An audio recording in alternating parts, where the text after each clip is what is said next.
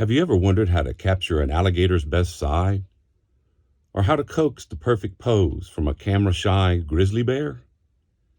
Do you know how to make a snake say cheese? I'm Stephen Kirkpatrick, and I'm a professional wildlife and nature photographer. Over the past 39 years, I've been charged by black bears, nuzzled by remoras, nibbled by piranha, forced off a cliff by a territorial elk, and been bitten by more snakes than my wife can count, all in search of that perfect shot. My work has taken me from the treetops of the Amazon jungle to the frozen Alaskan tundra, from the deserts of the Middle East to the depths of the Pacific Ocean. But one thing I've noticed over all those years and all those travels is that a good photograph, the kind of photograph that stops people in their tracks and tells an unforgettable story, can happen anywhere. You don't need an exotic location or expensive equipment to capture a great photo. In fact, everything you need is waiting in your own backyard. You can capture it with a simple camera or with your phone. I do have a few hacks I can share with you to improve your photography skills, regardless of your level of expertise or your equipment. Ready? Let's go. Over the next 15 minutes, I'll show you some images I've captured that illustrate some of the basic elements of photography. Some may be a little complex if you're just starting out, but they'll give you some goals to shoot for. The word photography literally means to write or illustrate with light. Here are a few tips for using lighting in unexpected ways. Backlight produces silhouettes that may be more interesting than simply shooting the subject.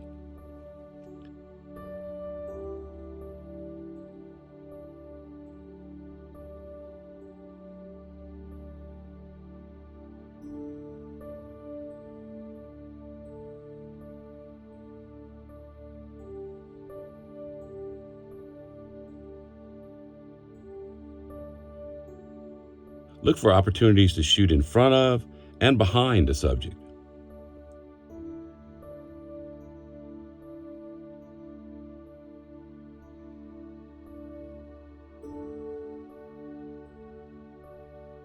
Side light creates depth and contrast.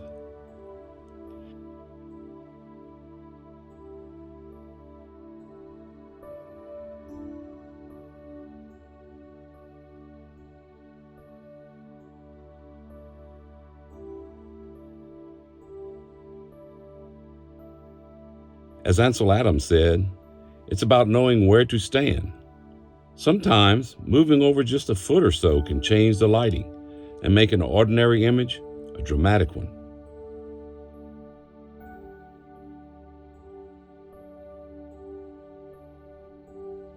As the light gets lower, the shot gets stronger.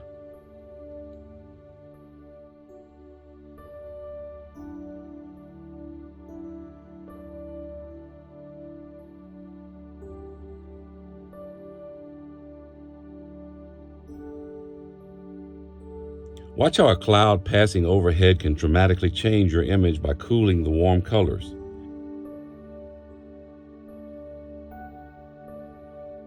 This really helped me illustrate the blue phase of a green frog.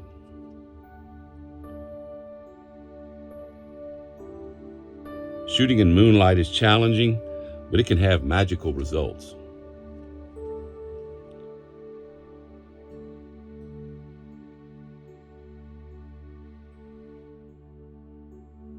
Sometimes you need natural and artificial light to get it right.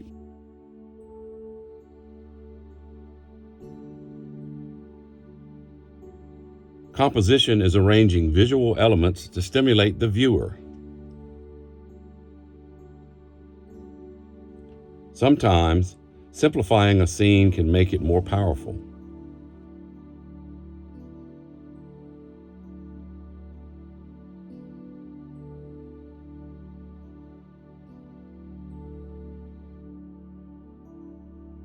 Remember also to shoot vertical and horizontal compositions.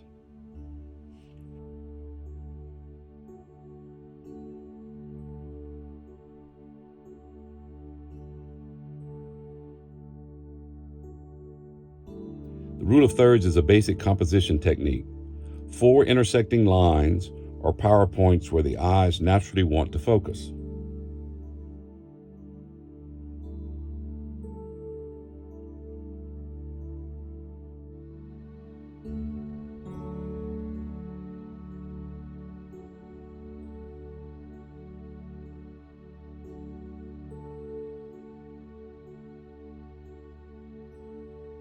Use focus to direct the viewer's attention to your message.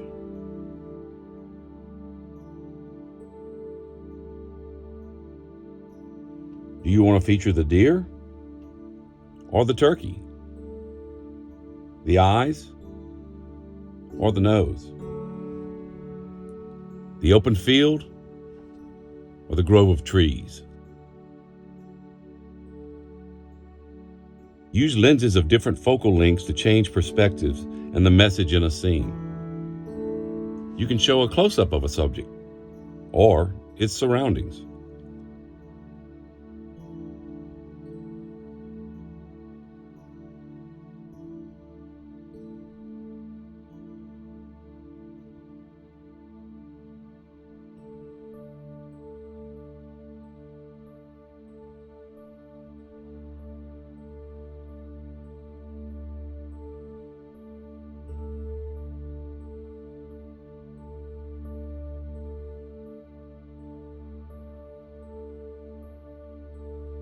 Change lenses to change the appearance of backgrounds.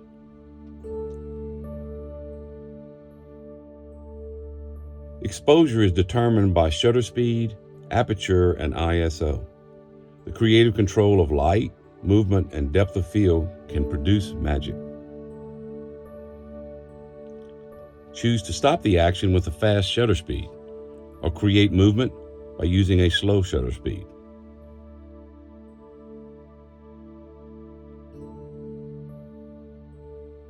Contrast is presenting contradictory elements in one image. Contrast makes the viewer evaluate that relationship between the elements visually and mentally. Perpendicular lines, life and death. What contrast do you see in the following images?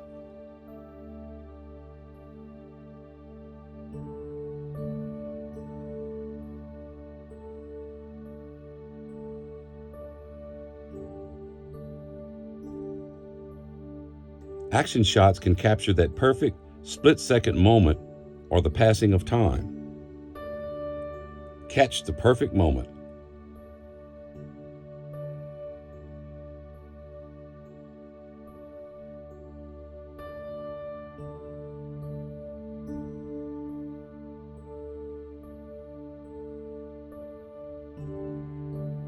Ready, set, go.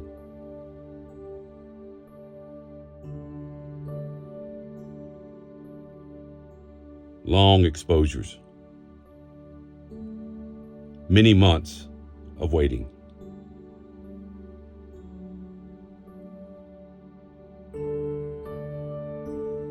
The environments in which a subject lives can be as interesting as the subject itself. Here are some of my favorite examples of subjects in their natural environments. A grizzly bear in the Alaskan tundra.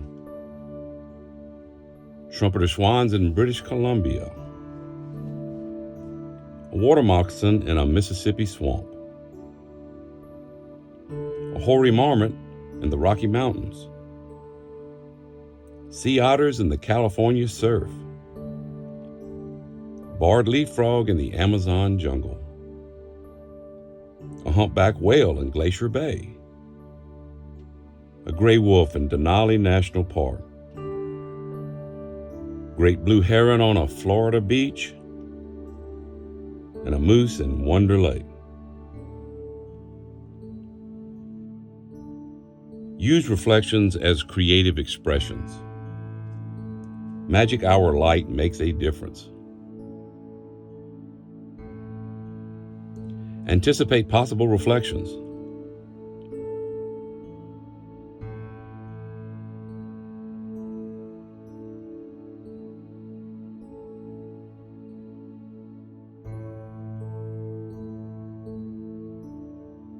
Make things visually interesting.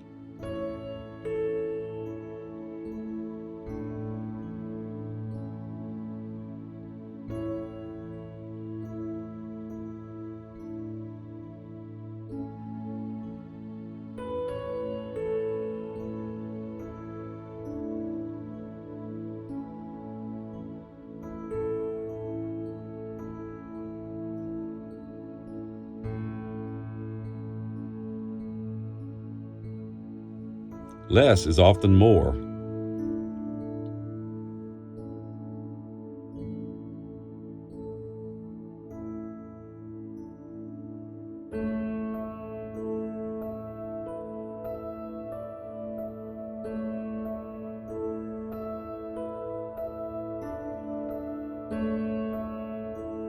Crossing the lake at dusk.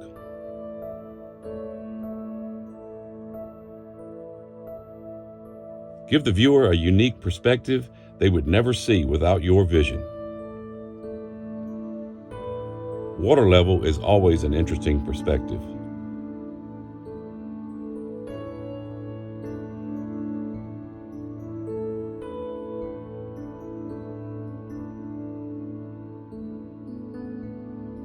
Look down.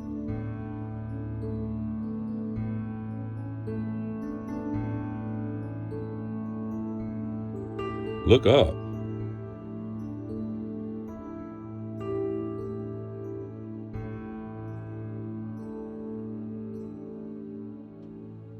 Try to get both sides of the subject.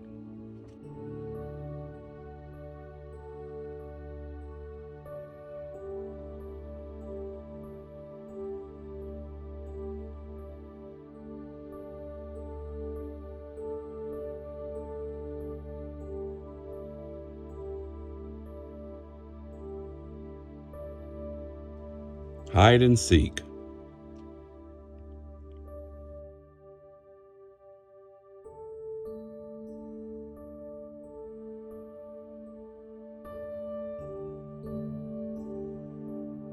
A picture is worth 1,000 words, and sometimes one or two photos can tell an interesting story. This shot took 3 weeks to capture.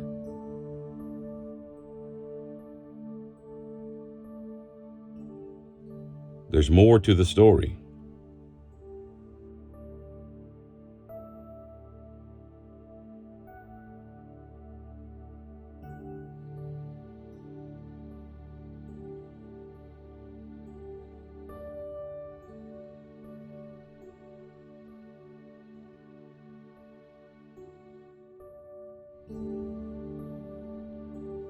You have to think about this one.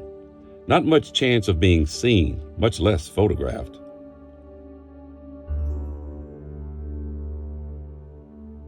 Coming to Life series.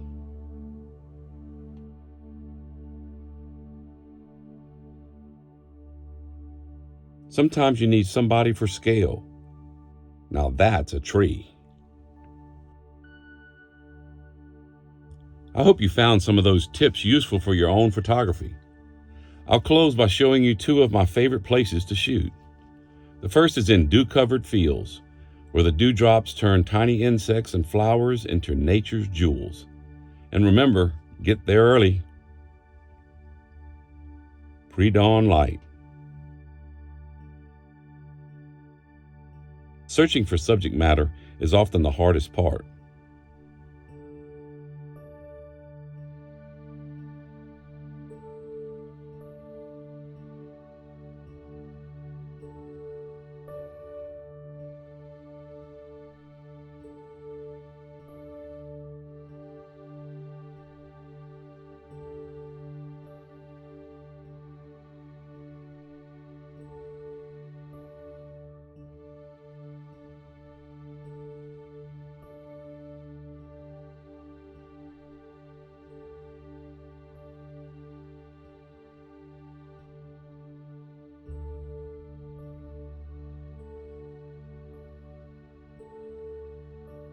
Daylight brings harsh light, breezes, and evaporation, effectively closing nature's jewelry store for the day.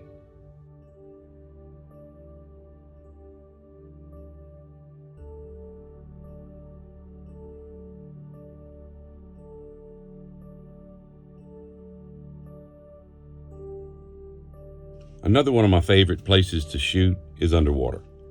The same basic rules apply, although everything about shooting underwater, from positioning yourself motionless to the equipment you use, is a little more complicated. Close-ups always need artificial light.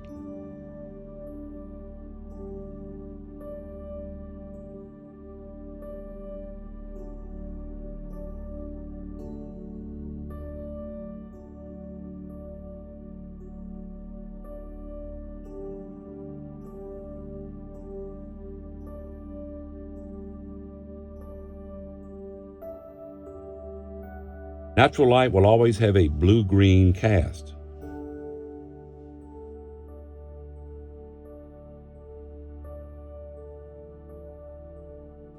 Watch as artificial light brings out the colors, but is only good within 6 feet.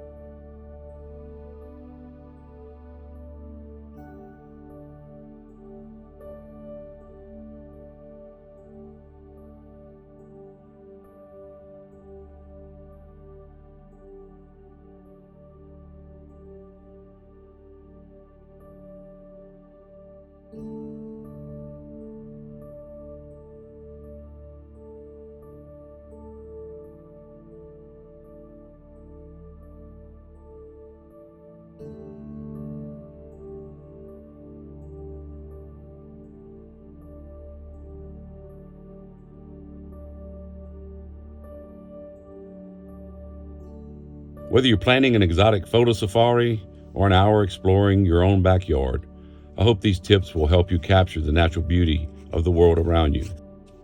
I'm always inspired by the work of other photographers.